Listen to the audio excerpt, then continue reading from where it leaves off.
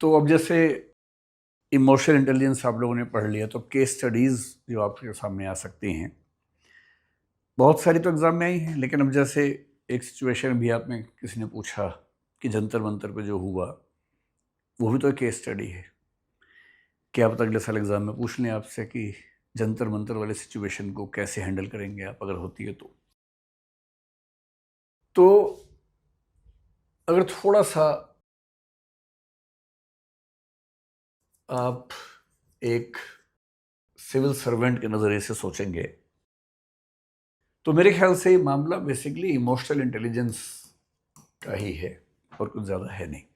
जैसे अभी हमने थोड़ी देर पहले जो पढ़ा कि इमोशनल इंटेलिजेंस के लिए बहुत ज़रूरी ये होता है कि आप ये समझ पाएँ कि आपका अपना जो मेंटल स्टेट है, मूड है, इमोशन है, वो कैसा है और उसे रेगुलेट कर पाएँ। यानी ऐसा कुछ ना कहें, ऐसा कुछ ना बोलें जिससे बिना बात के तनाव पैदा होता हो। भाई किसी को आप अनावश्यक रूप से तनाव देंगे सामने वाले व्यक्ति को, तो परेशानी तो होगी ही। अब ये प्रशासक के लिए किसके लिए है कि एम्प्लॉइज़ को, स्टाफ को, जनता को ऐसे परेशान ना करे। और नेताओं के मामले में, सरकार के मामले में, कि जो जनता के समुदाय आपसे नाराज़ हो सकते हैं, वहाँ इस बात का ध्यान रखना है। अब मैं आपको 2 एग्ज़ाम्पल देके समझाता हूँ। जुडिशरी का बड़ा सम्मान करना चाहिए, मैं करता भी हूँ, लेकिन अगर मैं अपने वर्तमान चीफ जस्टिस ऑफ इंडिया जो हैं, सूर्यकांत जी, अगर 2 इंसिडेंट्स की बात करूँ। ये जो आंदोलन है, आंदोलन तो बहुत पीछे से इसकी बैकग्राउंड बन रही थी। कई साल से कई पेपर लीक हुए, बच्चे नाराज़ हैं। और ऐसा नहीं कि मामला केवल नीट का है, नीट तो एक चेहरा बन गया है इस चीज़ का। पेपर तो और भी लीक हो रहे हैं, एसएससी में भी हुए, कई एग्ज़ाम हुए ही नहीं, यूजीसी का हुआ। तो धीरे धीरे एक माहौल ऐसा बन गया कि पेपर लीक हो रहे हैं, सरकार कुछ कर नहीं रही। कई पेपर ऐसे हैं जो राज्य सरकारों में लीक हुए, पर जब जनता नाराज़ होती है, वो ये नहीं सोचती कि पेपर किसका लीक हुआ, बस ये कि माहौल है कि पेपर लीक हुए। नीट 2026 ने इस माहौल को गहरा कर दिया। 20 बच्चों के आसपास जिन्होंने सुसाइड कर लिया, उस बात से माहौल और ख़राब हो, क्योंकि बच्चों की मौत इससे बुरा क्या हो सकता है। तो समाज में तनाव था। मेरा ख्याल है कॉकरोच जनता पार्टी को नीट मामले से बुनियादी तौर पे कोई सीधा मतलब नहीं था।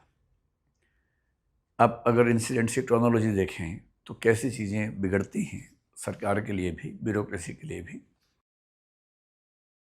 1.5-2 महीने पहले चीफ जस्टिस ऑफ इंडिया ने एक किसी व्यक्ति ने कोई पिटीशन डाली और उसको लगभग झिड़कते हुए ये कहा कि बहुत सारे ऐसे युवा हैं जो अनएम्प्लॉयड हैं, मतलब अनक्वालिफाइड हैं, अयोग्य किस्म के हैं, और क्योंकि उनके पास कोई एम्प्लॉयमेंट के लायक कुछ है नहीं, इसलिए वो क्या बन जाते हैं, एक्टिविस्ट बन जाते हैं, सोशल मीडिया करने लगते हैं, मीडिया करने लगते हैं।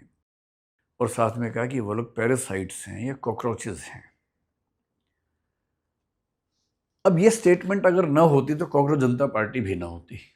और इसका मतलब ये हुआ कि एक बहुत ऊंचे पद पर बैठे हुए व्यक्ति के मुंह से निकला एक वाक्य कितना भारी पड़ सकता है। आप लोग कल को सिविल सर्वेंट्स बनेंगे, आईएएस बनेंगे, कलेक्टर बनेंगे, एसपी बनेंगे।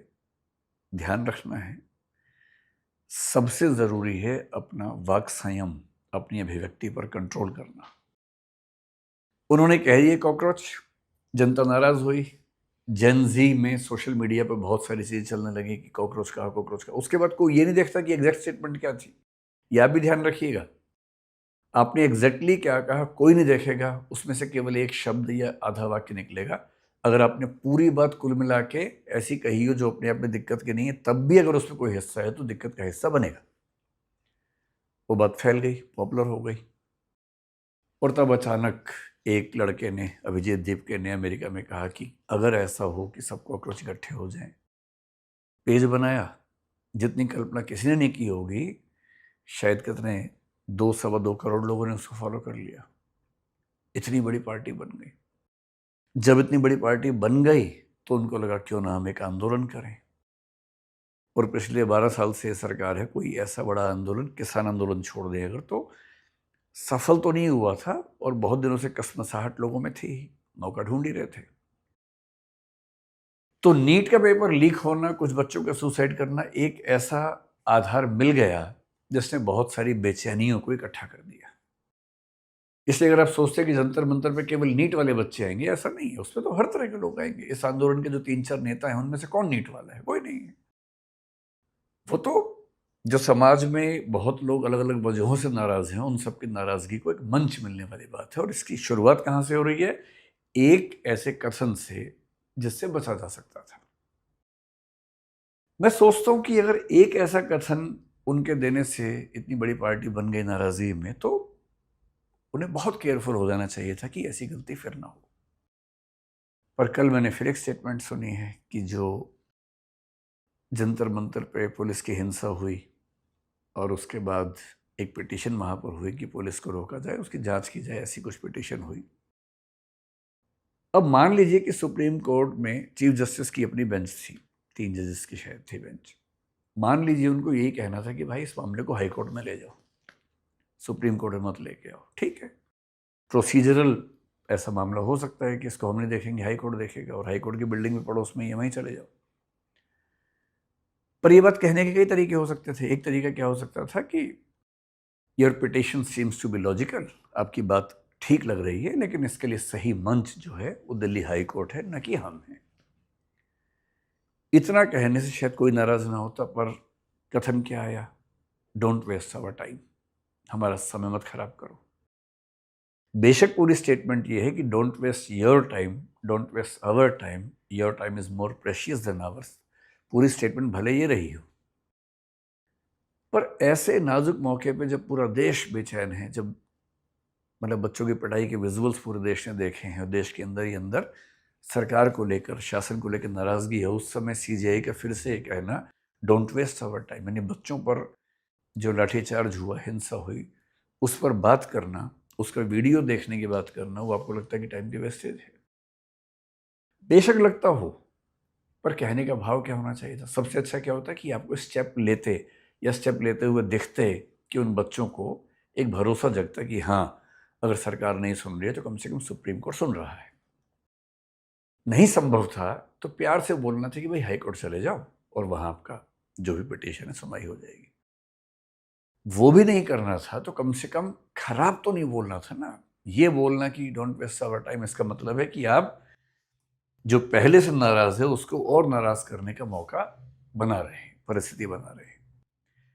तो ये इमोशनल इंटेलिजेंस की कमी का मामला है कि अपने इमोशंस को ठीक से न समझ पाना, ठीक से रेगुलेट ना कर पाना, ऐसी बात बोल देना जिस बात से इमोशनल रिएक्शन बहुत खराब हो सकती है। और सरकार के फ्रंट पे क्या है? सरकार के फ्रंट पे ये है कि सरकार की एक जिम्मेदारी है कि मतलब जैसे हमारे लेवल पे होता है कि मैं दूसरे व्यक्ति के इमोशंस को भी समझ सकूं, मनस्थिति को, मूड को समझ सकूं, और ऐसी कोई हरकत ना करूं, ऐसी कोई बात ना कहूं जिससे उसको बिना बात के परेशानी बढ़े, तनाव बढ़े। ध्यान रखना पड़ता है प्रशासन में क्या करना होता है जनता के लिए, सरकार में क्या करना होता है जनता के लिए, या जो प्रेशर ग्रुप्स हैं, इंटरेस्ट ग्रुप्स हैं, उनको लेकर हम कुछ ऐसा न कर बैठे। उनकी मनस्थिति को पहले ही समझ लें। यहाँ सरकार से जो गलतियां हुई, पहली बात तो सरकार सही समय पर भांप नहीं पाई कि नाराजगी या बेचैनी का स्तर क्या है। हम ही नहीं भाप पाए। हम तो खैर, हमारे पास इतना तंत्र नहीं है कि आईबी हमारे पास हो और सब चीज़ें हमारे पास हो, लेकिन मेरा भी ख्याल था कि शायद बहुत होगा तो क्या 2, 4, 5 हज़ार लोग आ जाएंगे। सरकार के पास तो आईबी है, सरकार के पास तो और भी तरीके हैं जानने के। सरकार भी नहीं भाप पाई कि नाराजगी इतनी ज़्यादा है कि शायद लाखों की संख्या इकट्ठी हो जाएगी। और जब एक मूवमेंट शुरू होता है तो उसके बाद जितने लोग नाराज हैं किसी किसी वजह से, ये विपक्ष के दल, वो सब उसके अंदर शामिल हो ही जाते हैं। ये तो हमेशा होता है, चाहे इस सरकार के खिलाफ हो, चाहे पहले की सरकारों के खिलाफ हो, ये तो हमेशा होता है। अब स्थिति क्या है? अब स्थिति ये कि सरकार नाराजगी बच्चों की नहीं समझ पाई, आंदोलन खड़ा हो गया। अब सरकार को करना ये है कि इस स्थिति को रेगुलेट कैसे करे, और रेगुलेट करने का तरीका है कि उनको समझा बुझा के कैसे शांत करे। सरकार ने कोशिश की कि किसी तरह से इस्तीफे वाली बात से मामला हट जाए, जैसे कि सोनम वांगचुक की स्टेटमेंट से ऐसा लगा भी। पर ये बच्चे अड़ गए हैं कि हम तो इस्तीफा लेके मानेंगे। सरकार के सामने दुविधा क्या है? एक तो धर्मेंद्र प्रधान, ये सरकार के लिए बड़े क्रूशियल मिनिस्टर है। तो सरकार हर तरह से कोशिश कर रही है कि इस्तीफा ना देना पड़े। वो ओबीसी का बड़ा चेहरा है, ओडिशा में इतने साल की स्ट्रगल के बाद मुख्यमंत्री इस पार्टी का बना, उसकी बड़ी भूमिका उनके पास रही। वो सब बातें एक तरफ है। शिक्षा मंत्री के तौर पर बाकी मामलों में शायद उनका काम बाकी पहले के मंत्रियों से बेहतर है, वो भी एक पक्ष सरकार के पास हो सकता है।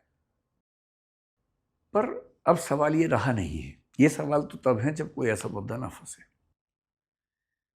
अब तो ये साख की लड़ाई हो गई है, नाक की लड़ाई हो गई है। और जो सरकारें बहुत कॉन्फिडेंस में होती हैं वो आमतौर पर इस्तीफे देती नहीं हैं। पिछले साल मेरे ख्याल से राजनाथ सिंह साहब ने एक स्टेटमेंट दी थी कि यूपीए की सरकार नहीं, एनडीए की सरकार है, यहाँ इस्तीफे नहीं होते मंत्रियों के। ये स्टेटमेंट दी थी उन्होंने। कोई भी सरकार जब कॉन्फिडेंस में होती है तो इस्तीफा नहीं देना चाहती है किसी मंत्री का, क्योंकि उससे इकबाल कमज़ोर होता है। उससे एक मैसेज कन्वे होता है सब लोगों को कि ये सरकार झुकाई जा सकती है, बस तुम एक मोर्चा बढ़िया सा बनाओ, आंदोलन बनाओ, सरकार झुक जाएगी, ये मैसेज कन्वे होने लगता है। तो सरकार तो पूरी कोशिश करती है, करेगी कि इस्तीफा न हो। आंदोलन करने वाले इससे नीचे मानने को ही तैयार नहीं है। तो अब ये मामला नाक की लड़ाई जैसा, साग की लड़ाई जैसा है। अब इसमें होगा क्या, कहना बड़ा मुश्किल है क्या होगा। सरकार अपने तरीके से कोशिश करेगी, आंदोलन अपने तरीके से करेगा। आंदोलन के पीछे समर्थन सारे विपक्षी दलों का हो गया है, तो अब ये तनाव ठीक ठाक रहेगा। इतना बड़ा मामला हो जाएगा, संभावना शायद सरकार को नजर नहीं आई थी, पर ये हो गया है। अब हो गया है तो क्या करना चाहिए। मेरा अपना मानना है कि जब सरकार किसान बिल लेके आई थी तब भी दुविधा ये थी कि किसान बिल को लोगों से बात करके, विमर्श करके क्यों नहीं लेके आए थे, क्यों अचानक पास करवा लिया। 1 साल से ऊपर समय तक आंदोलन चला, सड़कें जाम रही, अंत में सरकार को पीछे हटना पड़ा। तो ऐसा नहीं है कि सरकारों को पीछे हटना कोई बहुत बुरी बात है, कभी कभी ऐसा हो जाता है। सिचुएशन, आपने जो सोचा था सिचुएशन वैसी नहीं है, चीज़ें बहुत बिगड़ गई हैं, तो पीछे हटना भी कोई बहुत बुरा विकल्प तो है नहीं। भाई अंततः बच्चे तो देश के बच्चे हैं ना, वो कांग्रेस के बच्चे हैं या बीजेपी के बच्चे हैं ऐसा तो है नहीं, देश के बच्चे हैं। और अगर बच्चों को ऐसा लगने लगा है कि एक सिंबॉलिक विक्ट्री के तौर पर हमें उस व्यक्ति का इस्तीफा चाहिए जो बेशक इस प्रोसेस में रोजमर्रा इन्वॉल्व नहीं था, पर जिसकी अकाउंटेबिलिटी बनती है अंतिम रूप से उस मिनिस्ट्री को संभालने की। मतलब मेरा ख्याल है कि अगर मैं उस जगह होता या कोई और व्यक्ति शायद होता तो इस्तीफा कोई मांगे इसकी जरूरत ही नहीं थी। ऐसी घटना 2-4 बार हो गई, इस्तीफा अपनी ओर से दे देना चाहिए। और पहले हमारे देश में ऐसी परंपरा नहीं है, बहुत लोगों ने इस्तीफे दिए हैं। रेल की एक दुर्घटना होती थी, रेल मंत्री का इस्तीफा होता था। हमने ऐसा, जब हम स्कूल कॉलेज में रहे, ऐसी कई घटनाएं हमने देखी हैं। तो अब सरकार क्या करेगी, देखिए ये सरकार की इमोशनल इंटेलिजेंस की एक परीक्षा है। और मेरा ख्याल है कि अगले 1 आध साल में ऐसा कोई प्रश्न केस स्टडी के चेहरे में थोड़ा घुमा फिरा के आपके सामने आएगा और अगले 8-10 दिन में शायद कोई फैसला निकले। लेकिन इमोशनल इंटेलिजेंस में एक फॉर्मूला ये भी होता है, बड़े युद्ध जीतने के लिए छोटी मोटी लड़ाइयाँ हार जाना ठीक रहता है। और यदि कोई छोटी मोटी लड़ाई इतनी बड़ी हो जाए कि उससे सब कुछ खत्म हो सकता हो, तो कभी कभी अपमान का घूंट पी के, या ये मान के कि अंततः बच्चे तो सारे देश के बच्चे हैं, एक आध स्टेप पीछे लेना कोई बहुत बुरी बात नहीं है। मेरी समझ में इससे देश के बच्चों के बीच में एक बड़ा अच्छा मैसेज भी जाएगा कि सरकार हमारी बात सुनती है, समझती है और समाधान करने में तत्पर रहती है। बाकी तो जो होगा सो होगा, आप भी देखेंगे, हम भी देखेंगे। और आप में से एक बच्चा पूछ रहा था कि सर हम आंदोलन में जाएं कि ना जाएं। भाई आप सबकी उम्र 18 साल से ज़्यादा है, अब छोटे बच्चे तो हैं नहीं। तो ये अपने विवेक से आपको तय करना है। अगर आपका ज़रा भी मन करता है तो जाइए, उस माहौल को देखिए। जब हम आपकी उम्र में थे तब मंडल कमीशन के खिलाफ आंदोलन हुआ था, हमने खूब पार्टिसिपेट किया था, बिना ये समझे कि मंडल कमीशन क्या होता है, समर्थन करना चाहिए नहीं करना चाहिए, पर हम गए थे, बड़ा मज़ा आया था उसमें। अगर आपका मन है तो कम से कम और देख के आइए कि माहौल कैसा होता है, कैसे वो बच्चे काम करते हैं। लेकिन एक्टिवली सपोर्ट करना है या नहीं, ये आपके विवेक का मामला है, अपनी सोच समझ का मामला है।